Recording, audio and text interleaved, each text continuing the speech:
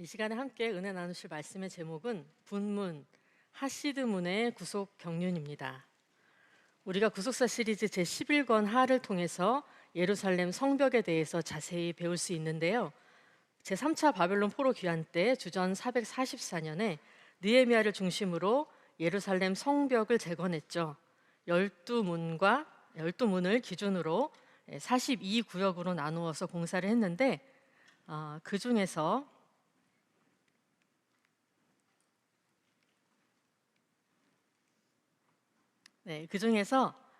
가장 남쪽에, 성전에서 가장 멀리 가장 낮은 곳에 있는 것이 분문입니다. 오늘은 이 분문에 대해서 살펴보고자 하는데요.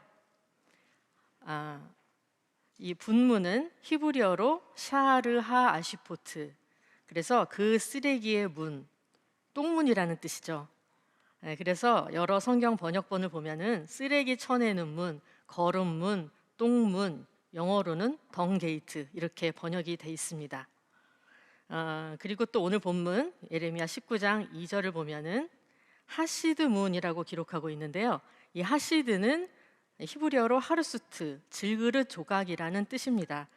그래서 이곳의 흙 때문에 하시드문 인근에 이제 토기장이들의 작업장이 있었고 또 깨진 질그릇 조각들을 버렸습니다. 이 하시드문 난하주를 보면은 질그릇 조각의 문 이렇게 돼 있고요. 또 공동 번역을 보면은 옹기대문이라고 번역을 하고 있습니다. 본문에서 이 하시드문 어귀 곁에 있는 흰놈의 아들의 골짜기 이렇게 말씀을 하고 있는데 이 흰놈의 골짜기가 흰놈의 아들의 골짜기, 같은 곳이죠. 흰놈의 골짜기는 예루살렘 남동부로 뻗어 있는 길고 가파른 계곡입니다. 흰놈의 골짜기가 여기서 시작돼서 이렇게 아래로 남동부로 뻗어나가고 이쪽은 기드론 골짜기죠. 이 분문은 성경에 자주 등장하지는 않지만 이 흰놈의 골짜기와 관련해서 중요한 의미를 갖습니다. 이 시간에는 분문과 관련해서 있었던 역사적 사건들을 통해서 분문의 의미와 또 그 교훈을 살펴보면서 은혜를 나누고자 합니다. 먼저 첫 번째로 분문과 개혁. 분문은 개혁과 관련이 있습니다. 역대하 29장 16절을 보면 히스기야 왕 때 신앙 개혁을 일으켰을 때도 성전에서 모든 더러운 것들을 끌어내어서 이 바깥으로, 분문을 통해서 나갔겠죠. 바깥으로 나가서 다 내다 버렸다고 말씀을 하고 있는데요. 특히 이 남유다 말기에 요시야 왕 때 이 신앙 개혁의 시기에도 성전을 정결케 하면서 각종 폐기물들을 분문을 통해서 처리했습니다. 요시야 왕의 개혁을 중심으로 살펴보려고 하는데요. 남유다 제16대 왕 요시야가 남유다 멸망 전에 마지막 개혁을 일으켰죠. 요시야 왕의 부친 아몬은 악한 왕이었고 그 조부 므낫세는 극악한 왕이었습니다. 열왕기하 21장 9절을 보면은 그때 악을 행한 것이 열방보다 심할 정도였다고 말씀을 하고 있는데요. 이러한 므낫세와 아몬을 이어서 주전 640년에 8살의 나이로 요시야가 왕이 되어서 이제 철저하게 종교 개혁을 일으키게 되는데요. 역대하 34장 3절을 보면은 그 12년에 20살 때 유다와 예루살렘을 비로소 정결케 하여 우상들을 제해버렸다 이렇게 말씀을 하고 있습니다. 그리고 그 요시야 왕 18년에 이제 26살 때 성전을 수리하는 과정에서 율법책을 발견하게 되고 전 민족적으로 대대적인 개혁을 단행했습니다. 이러한 요시야의 개혁은 철저하게 말씀 중심의 개혁이었습니다. 열왕기하 23장 24절을 보면은 여호와의 전에서 발견한 책에 기록된 율법 말씀을 이루려 함이라 이렇게 말씀하고 있는데요. 이 말씀의 권위를 바로 세울 때 하나님 보시기에 합당한 참된 개혁을 할 수 있는 것이죠. 이 말씀을 들음으로 회개하게 됩니다. 사도행전 2장 37절에서 39절 볼 때 이 말씀을 들을 때 어찌할꼬 회개하게 되죠. 영적 각성을 통해서 과감하게 잘못을 끊고 돌아설 수 있습니다. 우리가 항상 말씀을 가까이 해야 되지만 이 개혁의 시기에는 더더욱 말씀을 많이 보고 또 말씀에 집중해야 될 줄 믿습니다. 이 요시야의 개혁은 그 다음에 다윗의 신앙을 계승한 개혁이었습니다. 열왕기하 22장 2절을 보면은 요시야는 다윗의 모든 길로 행하고 좌우로 치우치지 아니하였다 이렇게 말씀하고 있는데요. 이 개혁이라는 것은 제도나 기구 등을 새롭게 뜯어 고치는 것을 말씀합니다. 요시야는 자기 나름대로 과거 청산을 하고 나름대로 새로운 제도를 도입한 것이 아니라 다윗의 길, 본래의 신앙으로 돌아가는 개혁을 했습니다.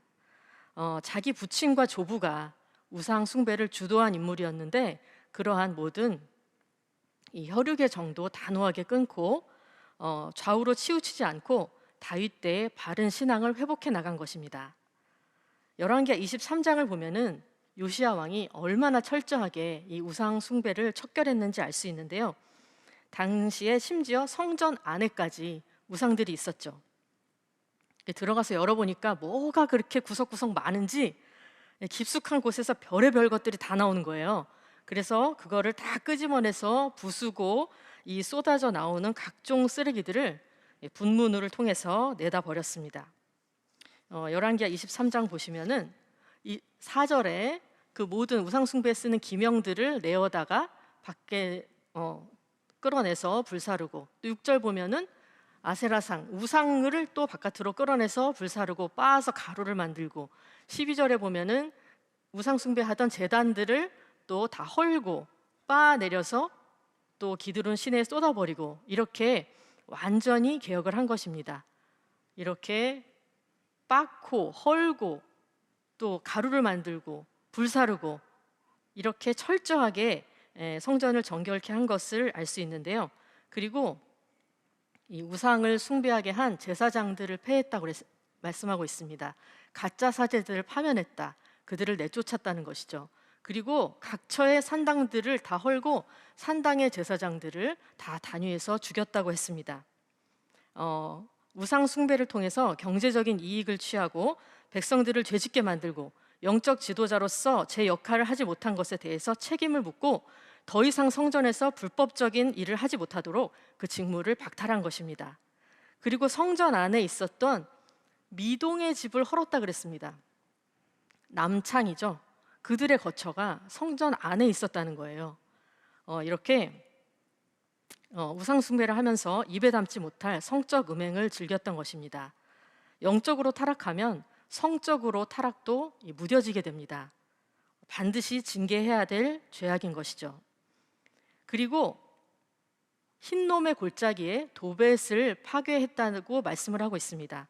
열왕기하 23장 10절을 볼 때 흰놈의 아들 골짜기에 도벳을 더럽게 하여 사람으로 몰래에게 드리기 위하여 그 자녀를 불로 지나가게 하지 못하게 했다, 이렇게 말씀을 하고 있는데요. 이 흰놈의 골짜기는 특히 우상 숭배, 그 중에서도 이 인신 제사로 유명한 곳이었습니다. 사람을 제물로 바친다는 거예요.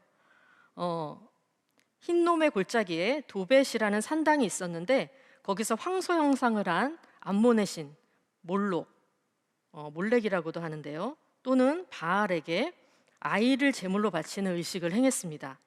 도벳은 아람어로 불의 곳, 용광로라는 뜻이고 또 북이라는 뜻도 있어요. 북. 그래서 아이를 제물로 바쳐서 불에 태울 때 그 울음소리가 들리지 않게 북소리를 크게 울렸다고 합니다. 이 흰놈이 애곡이라는 뜻이 있는 것도 그런 이유에서죠. 고대에는 전쟁이나 기근 같은 큰 위기 상황이 닥쳤을 때 그것을 벗어나기 위해서 자식을 제물로 바치는 것을 가장 큰 종교 행위로 여기고 그렇게 신에게 빌기도 했습니다. 이렇게 자식을 우상에게 바치는 것은 하나님께서 엄하게 금하신 일이었는데요. 레위기 18장 21절을 보면 너는 결단코 자녀를 몰렉에게 주어 불로 통각해 말아서 내 하나님의 이름을 욕되게 하지 말라. 나는 여호와니라. 이렇게 말씀하고 있습니다. 그럼에도 아랑곳하지 않고 남유다에서 버젓이 이런 일들이 벌어진 것입니다. 역대하 28장 3절 또 33장 6절을 보면은 흰놈의 아들 골짜기에서 그 자녀를 불살랐다. 이 아하스 왕 시대에, 그리고 또 므낫세 왕 시대에 이런 일이 있었다고 증거하고 있습니다. 요시야 왕이 이런 악을 뿌리 뽑고자 흰놈의 골짜기의 도벳을 파괴하고 인신 제사를 금지했습니다. 이렇게 오랜 기간 깊이 뿌리 박혀 있던 문제들을 해결하고 질서를 바로 세웠습니다. 특히 이 성전을 보수하고 정결케 하는 일에 힘썼는데요. 성전은 하나님의 임재와 통치의 상징이죠. 하나님께서 백성을 만나주시는 거룩한 장소입니다. 하나님의 이름을 두시고 하나님의 눈과 귀와 마음이 머물러 있는 곳이죠. 그래서 성전을 더럽혀지지 않도록 항상 깨끗이 보존을 해야 합니다. 레위기 19장 30절을 볼 때 내 성소를 공경하라고 할 정도로 이 성전을 귀하게 여겨야 된다고 말씀을 하고 있는데요. 네, 이렇게 저희들이 성전을 보수하고 정결케 하는 일에 힘을 쓸 때 성경에서는 잘 아시는 대로 고린도전서 3장 16절 17절 말씀과 같이 우리 자신이 하나님의 성전이라고 말씀하고 있죠. 그래서 하나님의 성전을 더럽히면 하나님이 그 사람을 멸하시리라. 하나님의 성전은 거룩하니 너희도 그러하니라. 이렇게 말씀을 하고 있습니다. 교회 곳곳을 정결하게 하고 또 예배를 회복해 나가면서 동시에 우리 자신이 아버지께서 거하실 성전으로서 합당치 못했던 것들을 깨끗이 청소하고 예배드리는 자세도 온전히 회복함으로써 개혁을 완성해야 될 줄 믿습니다. 그래서 우리 안에 버려야 할 심령의 오물이 있다고 말씀을 하고 있는데요. 빌립보서 3장 8절에서 9절을 보면은 사도 바울은 예수님 만나기 전에 자기가 자랑스럽게 여겼던 것, 모든 유익하던 것들을 학벌이나 신분 같은 그런 육신적인 것들을 다 배설물 같이 버렸다고 말씀을 하고 있습니다. 배설물 같이 미련 없이 버렸다. 이 배설물은 헬라어로 스퀴발론인데 똥, 개에게 던지는 오물이라는 뜻이죠. 우리 속에도 이렇게 썩고 악취나는 오물들이 있는데요. 우리가 버려야 될 심령의 오물들에 대해서 설교해 주신 말씀을 중심으로 살펴보면은 이 에베소서 4장 17절에서 32절까지 쭉 보면은 또 22절에서 24절 볼 때 옛사람을 벗어버려야 된다. 우리가 버려야 될 옛사람에 대해서 말씀해주고 있는데 그 옛사람, 낡은 인간이 오물이라는 거예요. 그래서 여기서 더러운 것에 대해서 두 가지로 말씀을 하고 있는데요. 먼저 더러운 일입니다. 에베소서 4장 19절을 보면 모든 더러운 것을 욕심으로 행하되 그랬습니다. 한없는 욕심으로 온갖 더러운 짓을 하고 있다. 이렇게 말씀하고 있죠. 이 욕심, 하나님께서 허락하시지 않은 것을 자기 방법과 노력으로 얻으려고 하는 것입니다. 골로새서 3장 5절을 볼 때 음란과 부정과 사욕과 악한 정욕과 탐심이니 탐심은 우상숭배니라 이렇게 말씀하고 있죠. 우상숭배는 하나님 외에 다른 것이 삶의 중심을 차지하는 것입니다. 하나님보다 더 귀히 여기고 애정과 정성을 쏟는 것이죠. 원하는 것을 얻기 위해서 수단과 방법을 가리지 않고 자기 욕망을 위해서 다른 사람을 희생시키기도 합니다. 이런 사람들은 에베소서 4장 18절 19절 볼 때 마음이 굳어진 자다, 감각이 없는 자다 이렇게 말씀을 하고 있습니다. 죄는 마음을 굳어지게 하고 마비시킵니다. 거짓으로 속이고서 끝끝내 잘못을 인정하지 않죠. 한 번 강팍해지고 두 번 강팍해지다가 애굽의 바로처럼 사울 왕처럼 완전히 굳어지는 것입니다. 마약을 처음에는 몰래 조금씩 투약하다가 나중에는 부끄러움도 못 느끼고 완전히 그 마약의 종이 되어서 매달리게 되는 것과 같습니다. 야고보서 1장 15절 말씀과 같이 욕심이 잉태해서 죄를 낳기 전에, 죄가 장성해서 죽음에 이르기 전에 이 욕심을 버려야 하는 것입니다. 그 다음에 더러운 말에 대해서 말씀하고 있습니다. 에베소서 4장 29절을 보면은 무릇 더러운 말은 너희 입 밖에도 내지 말고, 그래서 거짓을 버리라고 말씀하고 있습니다. 이 더러운 말, 거짓을 버려야 합니다. 거짓말은 사실과 다르게 말하는 것이죠. 그래놓고 탄로날까 봐 염려합니다. 자기를 정당화하기 위해서 남을 나쁘게 만들고 심지어 자기가 한 거짓말을 사실이라고 믿어버리기도 합니다. 그리고 또 침묵 속에도 거짓이 있다는 거예요. 죄인 줄 알지만 말 안 하고 넘어갑니다. 마땅히 말을 해야 될 때 침묵하는 것도 거짓이죠. 그리고 에베소서 4장 31절 볼 때 떠드는 것과 회방하는 것을 모든 악의와 함께 버리고, 이렇게 남을 비방하고 소리 지르고 욕하고 또 말다툼하면서 소란을 피우는 것은 악한 죄입니다. 이러한 더러운 일과 말들을 그냥 두면 사람이 쓰레기가 돼버리고 맙니다. 뉴스에 보면 신축 아파트에 입주했는데 계속 똥냄새가 나서 천장을 뜯어보니까 그 안에 공사할 때 이 작업자들 인분이 그대로 들어있었다, 뭐 이런 뉴스들 가끔 나오잖아요. 똥을 그대로 두고 살 수는 없죠. 이 더러운 것들이 계속 쌓이지 않게 마음의 분문으로 내다버리고 말씀과 기도로 깨끗이 청소를 해야 되겠습니다. 고린도후서 4장 2절을 보면은 숨은 부끄러움의 일을 버리고, 또 데살로니가전서 5장 22절을 보면은 악은 모든 모양이라도 버리라, 이렇게 말씀을 하고 있습니다. 이 개인뿐만 아니라 공동체에서 정말 은밀하고 수치스러운 일들이 반복되지 않도록 정결케 하는 일이 꼭 필요한 줄 믿습니다. 성전과 거룩한 성읍이 쓰레기장이 되면 하나님께서 그들을 쓰레기같이 내버리십니다. 우리가 부패하고 오염된 것들을 처리하고 거룩을 회복하면서 한 사람 한 사람이 변화될 때 우리 가정과 교회가 온전히 새로워질 줄 믿습니다. 큰 두 번째로 분문은 심판과 관련이 있습니다. 예레미야 19장을 보면은 이 예레미야를 통해서 심판을 선포하실 때 예레미야에게 토기장이의 오지병을 사가지고 하시드문 어기 곁에 있는 흰놈의 아들의 골짜기로 가서 심판을 선포하라고 말씀을 하셨습니다. 그래서 이 흰놈의 골짜기에 대한 말씀, 심판 선포에 대한 말씀이 먼저 예레미야 7장에 나오는데요. 7장을 통해서 살펴보면은 예레미야 7장 30절에서 31절 볼 때 그들의 위선적인 신앙생활을 책망하시는 것을 볼 수가 있는데요. 유다 자손이 성전에 우상을 두어서 더럽히고 흰놈의 아들 골짜기에 도벳 사당을 건축하고 그 잔어를 불살랐다, 이렇게 말씀을 하면서 이 예레미야 7장 9절 10절을 보면은 이들이 우상을 숭배하면서 성전에 들어와서 우리가 구원을 얻었나이다, 이렇게 말한다는 거예요. 우상도 숭배하고 성전 출입도 계속하고 이러한 위선적인 신앙을 책망하신 것이죠. 도적질하고 살인하고 간음하고 거짓말하고 우상을 섬기다가 성전에 들어와서 구원받았다, 이렇게 하는 위선적인 신앙을 책망하신 것입니다. 각종 예배와 집회와 절기에 형식적으로 다 참여하지만 신앙생활 잘하는 것 같이 보여도 온갖 죄악과 영적 간음으로 가득 차 있었던 것입니다. 하나님을 우상과 겸하여 섬기는 것은 최악의 죄입니다. 하나님과 우상을 동등히 여기는 것이죠. 하나님의 절대 주권을 무시하는 근본적인 죄가 됩니다.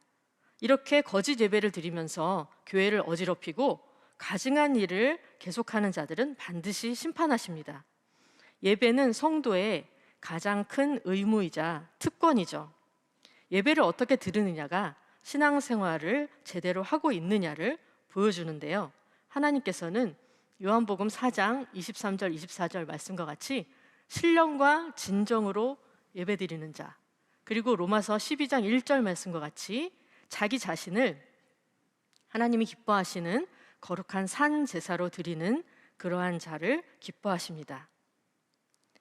우리가 지금 대면 예배가 단계적으로 회복되면서 대부분의 성도님들은 사모하는 마음으로 이렇게 온 가족과 함께 성전으로 달려 나오고 계신데요. 간혹 가다가 온라인 예배가 편해져서 집에 계속 계시거나 정문 통제 안 하고 오셔도 되는데 계속 댁에 계시거나, 또는 이 영상 틀만 아무 때나 볼 수 있으니까 자기 시간에 예배를 맞추기도 해요. 그렇게 되면 안 되겠죠. 그래서 우리가 이 성전에서 함께 찬송하면서 예배 드리는 것이, 그리고 하나님의 음성을 들을 수 있다는 것이 얼마나 감사한 일인지 저희가 이렇게 뼈저리게 느끼고 체험하고 있잖아요. 하나님께서는 감사로 제사를 드리라고 하셨는데요. 로마서 1장 21절에서 23절 보면은 이 감사가 하나님을 영화롭게 하는 것인데, 감사하지 않으면, 하나님을 믿으면서도 감사가 없으면 우상 숭배하는 것과 같다는 거예요. 이렇게 말씀을 하셨죠.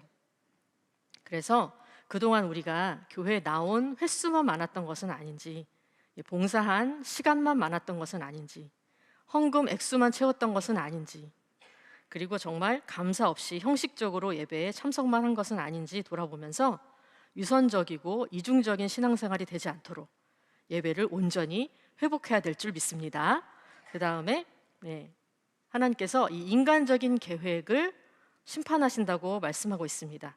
예레미야 19장 7절을 보면은 흰놈의 골짜기에서 유다와 예루살렘의 모계를 무욕해 하신다, 이렇게 말씀하고 있어요. 이 모계는 히브리어로 에차인데 계획, 방책 이런 뜻이죠.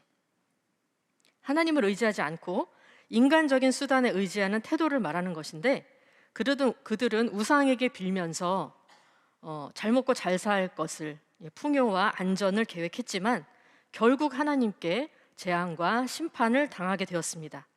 자기 일을 지키려고 이렇게 저렇게 치밀하게 계획을 다 세웠지만 하나님께서 무효케 하시기 때문에 헛된 도모가 되는 것이죠. 하나님의 뜻을 저버리고 사람의 계획을 추구할 때 하나님께서 그 계획을 부셔버리십니다. 예레미야 19장 10절 11절을 보면은 예레미야에게 그 오지병을 깨뜨려 버리라고 말씀하셨어요. 그러면서 토기장의 그릇을 한번 깨뜨리면 다시 복원할 수 없는 것처럼 이 백성과 이 성을 파하겠다, 이렇게 말씀을 하고 있는 것이죠. 이 질그릇 병이 와장창 하는 소리와 함께 산산조각이 나서 사방으로 튀는 그런 모습을 통해서 정말 생생하게 극적으로 깨우쳐 주신 것입니다.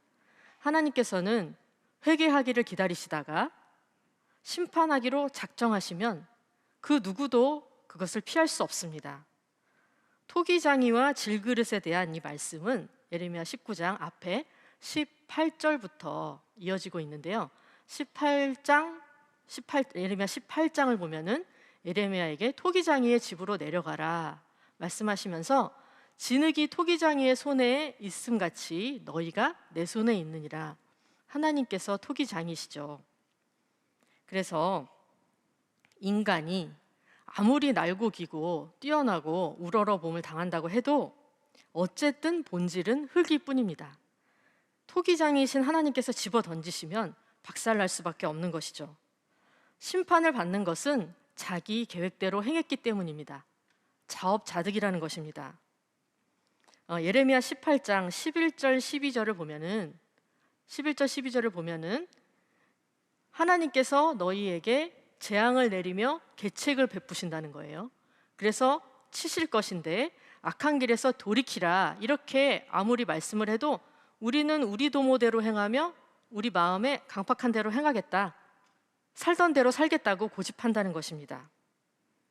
그래서 예레미야 7장 32절 그리고 19장 6절을 보면은 하나님께서 심판하실 때 그날에 도벳이라 하거나 흰놈의 아들의 골짜기라 칭하지 않고 그곳을 살육의 골짜기라 칭하게 될 것이다, 이렇게 말씀을 하고 있습니다. 자기 소원을 성취하기 위해서 자녀까지 바쳐가면서 이런 가증한 짓을 서슴지 않았지만은 이 죄악의 현장이 심판의 장소, 형벌의 장소가 되게 하신다는 것입니다. 사람이 너무 많이 죽임을 당해서 시체를 다 매장하지도 못하고 그냥 던져서 쌓게 된다는 거예요. 실제로 이 말씀대로 유대아 전체가 황폐하게 돼서 공동묘지처럼 변하게 되는, 바벨론이 쳐들어왔을 때 수많은 사람들이 살육을 당하고 그 시체가 흰놈의 골짜기에 쌓이게 됐습니다. 예레미야가 심판을 예언하고 경고할 때 사람들이 듣기 싫어했죠. 그 비참한 역사를 되풀이하지 않기 위해서는 어쩔 수 없이 계속 회개를 외칠 수밖에 없는 것입니다. 그 말씀을 들을 때 마음을 강팍해 하면 안 됩니다. 예레미야 19장 15절을 보면은 이 백성들이 목을 곧게 해서 말씀을 듣지 않기 때문에 심판을 당한다. 그러니까 회개할 기회를 주시지 않는 게 아니죠. 그래서 우리는 히브리서 3장 12절 13절 말씀처럼 마지막 때가 될수록 마음이 강팍해지지 않게 매일 피차에 권면해야 될 줄 믿습니다. 두 번째로 예수님의 심판 선포입니다. 이 흰놈의 골짜기가 훗날에 지옥을 예표하게 되는데요. 흰놈의 골짜기, 히브리어로 개 흰놈이 아람어, 헬라어로 음역이 되면서 게엔나가 됐어요. 이 게엔나, 흰놈의 골짜기에서 쓰레기를 태우거나 인신제사하는 제단이 있었기 때문에 이 흰놈의 골짜기가 항상 불타고 있는 모습이죠. 그래서 꺼지지 않는 불못, 이 뜨거운 불못, 영원한 심판의 장소를 뜻하는 말로 쓰이게 되었습니다. 이 게엔나라는 단어가 신약 성경에 12번 나오는데 그 중에 11번이 예수님 말씀에 사용이 되고 있어요. 그리고 한 번은 야고보서 3장 6절인데 모두 지옥 불로 번역이 되고 있습니다. 그래서 마가복음 9장 43절을 보면은 만일 내 손이 범죄케 하거든 찍어버리라. 불구자로 영상에 들어가는 것이 두 손을 가지고 지옥 꺼지지 않는 불에 들어가는 것보다 나으니라. 이렇게 말씀하고 있고 야고보서 3장 6절에는 혀는 곧 불이요 불의의 세계라. 그 사르는 것이 지옥불에서 나느니라. 이렇게 말씀하고 있죠. 마가복음 9장 48절 보니까 거기는 구더기도 죽지 않고 불도 꺼지지 아니하느니라. 이렇게 말씀하고 있는데요. 특히 예수님 말씀 가운데 마태복음 23장 15절 33절을 보면은 외식하는 서기관과 바리새인들에게 지옥의 판결을 피할 수 없다 이렇게 강하게 책망하시는 것을 볼 수가 있습니다. 외식은 겉만 보기 좋게 꾸미는 것, 거칠애죠. 그래서 헬라어로 휘포크리테스인데 맡겨진 인물에 따라 연기하는 배우, 그래서 위선자, 사칭자를 뜻합니다. 겉으로는 경건하고 잘 믿는 척하지만 마음의 변화 없이 외적으로만 율법을 지키는 위선자였던 것입니다. 마태복음 15장 7절 8절 볼 때 이 외식하는 자들아 입술로는 하나님을 공경하지만 마음은 멀도다 이렇게 말씀을 하고 있습니다. 그래서 이 누가복음 12장 1절 또 고린도전서 5장 7절을 통해서 볼 때 바리새인들의 누룩 곧 외식을 주의하라. 이 묵은 누룩을 내버려야 된다. 이렇게 말씀을 하고 있습니다. 올라 목사님께서 이 선물에 포장이 많은 걸 되게 싫어하셨었죠. 과일 바구니 같은 경우에 아래다가 이 종이 같은 걸 수북히 깔아놓고 실제로 열어보면 과일 몇 개 안 돼요. 그리고 안에 들어있는 과일은 약간 상태가 안 좋기도 하고 그러니까 그런 거 다 필요 없이 과일만 딱 담으라는 거예요. 네, 이렇게 외식, 거칠애를 싫어하셨는데 설교 말씀 보니까 자기를 잘 믿는 사람으로 보이게 하는 것도 거짓이라고 말씀하시더라고요. 네, 그런데 이 흰놈의 골짜기 아래쪽에 가룟 유다가 죽은 아겔다마, 피밭이 있습니다. 이 가룟 유다가 죽은 장소, 마태복음 27장 3절에서 8절을 보면은 가룟 유다는 예수님 판 것을 후회하면서 은을 성소에 던져놓고 물러가서 스스로 목매어 죽었다. 자살했다고 증거를 하고 있는데요. 또 사도행전 1장 16절에서 19절을 보면은 몸이 곤두박질해서 배가 터져서 창자가 다 흘러나올 정도로 비참하게 죽었다고 증거하고 있습니다. 이 가룟 유다는 대표적인 위선자죠. 사도행전 1장 17절을 볼 때 제자들의 수에 우리의 수 가운데 참여하여 12제자 중에 하나였잖아요. 이 직무의 한 부분을 맡았던 자라. 그러니까 예수님 부활 승천 후에 당연히 사도로서 초대교회의 지도자로 역할을 했어야 되는데 스스로 버렸죠. 누가 박탈한 게 아닙니다. 그래서 이 예수님도 제자들도 신임했고 잘 믿는 줄 알고 있었던 이 가룟 유다는 몸은 예수님께 가까이 있었지만 마음은 돈에 가까이 가 있었습니다. 예수님을 이용할 생각만 했죠. 이 십자가를 앞두고 마리아가 300데나리온 되는 향유를 예수님께 부을 때 가룟 유다는 딴 생각을 하고 있었습니다. 가난한 자들을 위한 것이 아니라 그 돈이 자기한테로 와야 빼돌릴 텐데 그렇지 못해서 화가 났습니다. 그래서 이 가룟 유다를 도적이라, 돈괴를 맞고 거기 넣는 것을 훔쳐가밀어라, 이렇게 말씀하고 있죠. 그 속을 아무도 모를 줄 알았겠지만 예수님은 너무나 잘 알고 계셨습니다. 그래서 경고해 주셨고, 돌이킬 수 있는 많은 기회가 있었지만 끝까지 고집 부리고 결국은 예수님을 배신하고 말았습니다. 제자로서도 실패하고 자기 인생으로서도 완전히 실패하고 만 것이죠. 책망해 주시는 것이 아버지의 사랑입니다. 경고의 말씀을 들을 때 순종하느냐 무시하느냐 자기 선택이죠. 그리고 그 결과도 자기가 지는 것입니다. 고린도후서 7장 1절 말씀과 같이 우리는 종말이 가까울수록 하나님을 두려워하는 가운데 육과 영의 온갖 더러운 것에서 자신을 깨끗게 해서 거룩함을 온전히 이루어야 되겠습니다. 이 외식하는 신앙생활이 이스라엘 백성이나 서기관, 바리새인들, 가룟 유다에게만 해당되는 것이 아닙니다. 우리도 아는 척하고 믿는 척하고 잘못을 알면서도 자존심 세우고 버티다가 심판의 대상이 될 수 있습니다. 마태복음 23장 25절을 볼 때 이 외식하는 서기관과 바리새인들이 겉은 깨끗하고 그 안에는 더러운 것이 가득한 그릇과 같다, 이렇게 말씀을 하고 있는데요.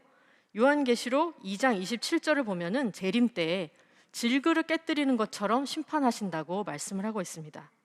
우리는 디모데후서 2장 21절 말씀과 같이 자기를 깨끗하게 해서 아버지께 버림받지 않고 끝까지 귀히 쓰는 그릇이 되어서 반드시 남는 자, 아버지께 최후 승리로 영광 돌리는 모두가 되기를 간절히 소원합니다. 네, 결론 맺겠습니다. 이 분문은 쓰레기와 오물이 버려지는 더러운 흰놈의 골짜기에서 예루살렘 성으로 들어올 수 있는 문이었습니다. 큰 죄와 허물로 지옥에 갈 수밖에 없는 쓰레기 인생일지라도 이 자기 백성을 거룩하게 하려고 성 밖 골고다에서 이 십자가에서 피 흘려주신 바로 예수님을 통해서, 그 십자가를 통해서 새 예루살렘 성에 들어갈 수 있다는 것을 우리에게 가르쳐주고 있습니다. 히브리서 13장 12절 볼 때 예수도 자기 피로써 백성을 거룩해 하려고 성문 밖에서 고난을 받으셨느니라, 이렇게 말씀하고 있죠. 아담 타락 이후 모든 인간은 분문 밖에 흰놈의 골짜기에 있는 것과 같습니다. 그러나 죄에 대한 형벌을 예수님께서 십자가에서 대신 당하셨기 때문에 분문 안으로 들어갈 수 있습니다. 십자가가 아니고서는 불가능합니다. 분문으로 나가기만 하는 것이 아니라 분문으로 들어갈 수 있습니다. 분문 밖으로 더러운 것들을 다 내버렸으면 다시 분문 안으로 들어와야 됩니다. 예수님이 십자가에 달리신 것은 우리를 깨끗하게 하셔서 선한 일에 열심하는 친백성이 되게 하려 하심이라고 디도서 2장 14절에 말씀하고 있죠. 이 분문에 대해서 말씀을 준비하면서 이 원로 목사님께서 쓰레기장이나 이 정화조 청소에 대해서 철저하게 가르치셨던 게 생각이 났는데요. 정화조에 직접 들어가셔서 이렇게 깨끗하게 청소하셨었잖아요. 그리고 1년에 4번 교회 곳곳에 있는 이 정화조를 푸는데 전 교역자 직원을 조를 짜가지고 그 똥차를 따라다니면서 잘 청소가 됐는지 이렇게 감독하게 책임지게 하셨어요. 그리고 우리 목사님, 전도사님들은 교회 쓰레기장을 돌아가면서 담당을 하시잖아요. 그래서 가보면은 쓰레기장인데 되게 깨끗해요. 그래서 갈 때마다 이렇게 깜짝 놀라는데, 이 분문은 가장 더럽고 천대받던 문이지만 분문을 통해서 예루살렘 성을 깨끗하게 유지할 수 있습니다. 영육의 더러움을 깨끗이 하는 문이죠. 그동안 우리에게 우상 숭배와 같은 더러운 죄, 인간의 잔꾀와 계획, 또 위선적인 신앙생활이 있었다면은 분문으로 다 내버려야 되겠습니다. 우리가 예배에 정성 다하지 않고 체면 때문에 직분 맞고 감사 없이 헌금하고 교회 이용해서 이익이나 보려고 하는 모습들이 있었다면은 철저하게 회개하고 돌이켜야 되겠습니다. 요한계시록 22장 14절을 볼 때 그 두루마기를 빠는 자들은 문들을 통해서 새 예루살렘 성에 들어갈 권세를 얻는다고 했습니다. 개혁의 과정은 힘들지만 끝까지 남은 자가 되게 해주시는 아버지의 뜨거운 사랑인 줄 믿고 아버지께 합당치 않은 모든 오물들을 다 버리고 날마다 개혁할 때 마지막에 우리가 게엔나, 흰놈의 골짜기가 아니라 새 예루살렘, 에스겔 성전에 다 함께 들어가게 될 줄로 믿습니다. 네, 기도하고 마치겠습니다. 살아계신 하나님 아버지, 다사다난했다는 말로는 다 표현할 수 없을 정도로 이렇게 2023년을 힘들게 보내는 가운데 이제 한 달여 남겨두고서 교회의 큰 위기 속에서 예배를 회복할 수 있는 은혜를 허락하여 주시고 아버지의 위엄으로 교회를 안팎으로 지켜주심을 너무나 감사드립니다. 아버지, 교회 구석구석을 개혁해 나가면서 우리 자신이 아버지께서 거하실 신령한 성전으로 깨끗이 청소되고 모든 예배가 온전히 회복되게 해주시는 가운데에 저희들 정지 없는 역사를 넉넉히 감당해 나가게 하여 주시고 모두가 남은 자들이 되어서 참된 승리의 날을 맞이할 수 있도록 허락하여 주시옵소서. 어떠한 경우에도 나의 구원을 위해서 아무것도 희생해 주지 못하는 인간을 따르지 않게 하여 주시고 나를 위해 전 생애를 희생하신 그 사랑만을 기억하면서 아버지의 원치 않으시는 모든 것을 내어버리고 새 예루살렘으로 힘차게 전진하게 하여 주시옵소서. 이후의 모든 시간도 아버지께서 평안과 충만한 은혜로 함께해 주실 줄 믿사옵고 맡기오며 사랑 많으신 예수님의 이름으로 간절히 기도드리옵나이다. 아멘.